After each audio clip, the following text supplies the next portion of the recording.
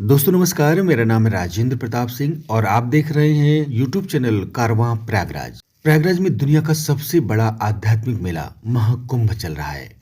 आज हम आपको महाकुंभ 2025 के पहले अमृत स्नान पर्व को दिखाने जा रहे हैं। अगर आप चैनल पर नए हैं तो प्लीज चैनल को सब्सक्राइब जरूर कर लीजिएगा। तो फिर चलिए कुंभ चलते हैं। मकर संक्रांति पर संगम किनारे उमड़े लाखों श्रद्धालु मंगलवार यानी 14 जनवरी 2025 को उन कौतुक कथा के पात्रों का साक्षी बने जिनके बारे में वह सुना करते थे। महाकुंभ के पहले अमृत स्नान पर अखाड़ों का वैभव और संतों नागा सन्यासियों की कलाओं के प्रदर्शन ने उन्हें रोमांचित कर दिया। अवधूत के वेश में नागा संतों को देख लोग अभिभूत थे और उनके चरण रज लेने को आतुर थे। त्रिवेणी तट अनुशासित भाव में अखाड़ों का शस्त्र कौशल का साक्षी बन रहा था। नागा सन्यासी कभी डमरू बजाकर, कभी शंखनाद करते और कभी भाले और तलवार भांजकर युद्ध कला का प्रदर्शन कर रहे थे। यह समर्पण अखाड़ों का अपनी धर्म ध्वजा और इष्ट देव के प्रति था।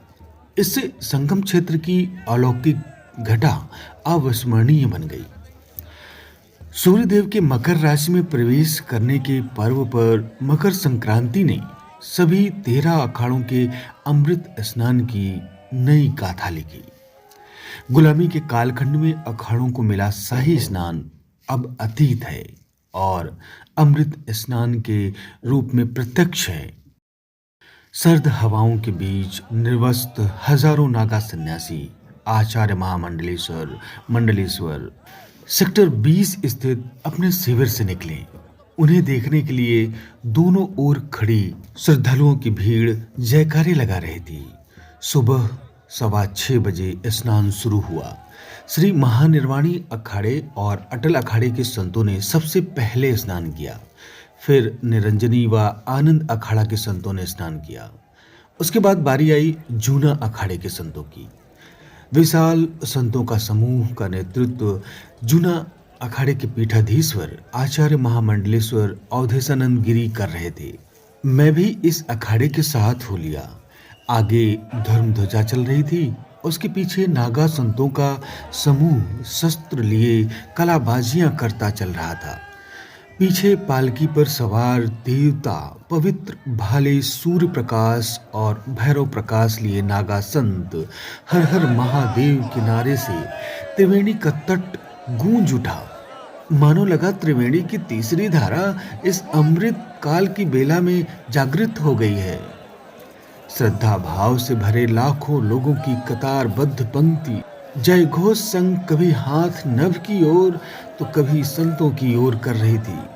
अखाड़ों का तेज, नागाओं का दल बल संगम की ओर अग्रसर है। ये क्या कोई प्राचीन साम्राज्य या स्वर्ग का प्रवेश द्वार है या अद्वितीय अप्रतिम है। ये लाखों लोगों की भीड़ यूं ही कतारबद्ध होकर हाथ जोड़े मानो महाशिव के दर्शन कर रही हो। भाव से नेत्र छलक रहे हैं, शरीर का अंग अंग कंपित है, रोंगटे खड़े हैं। भस्म विभूषित नागा साधुओं की सेना और राजसी ठाट बाट के साथ गुजरते दल का क्रम जारी था। न पलक झपकती है, न मन भरता है, बस परम सुख का एहसास होता है।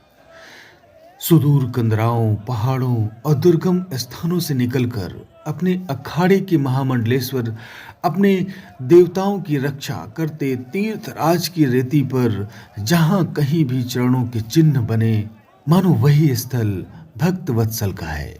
एक झलक संतों की मिल जाए, बस यही अभिलाषा तट के हर जीव की थी। मनुष्य ही क्या, देव दनुज जलचर नभचर सब आतुर थे इस क्षण को आत्मसात करने के लिए। क्या देसी क्या विदेशी, हर कोई अपने चक्षुओं में सदा सर्वदा के लिए प्रतिबिंब सुरक्षित कर रहा है। भोर से शुरू हुआ यह क्रम निशा काल तक जारी रहा। यहाँ अमृत स्नान चल रहा है। इसका अपनी आंखों से दर्शन करने से ही अमृत तो मिलता है।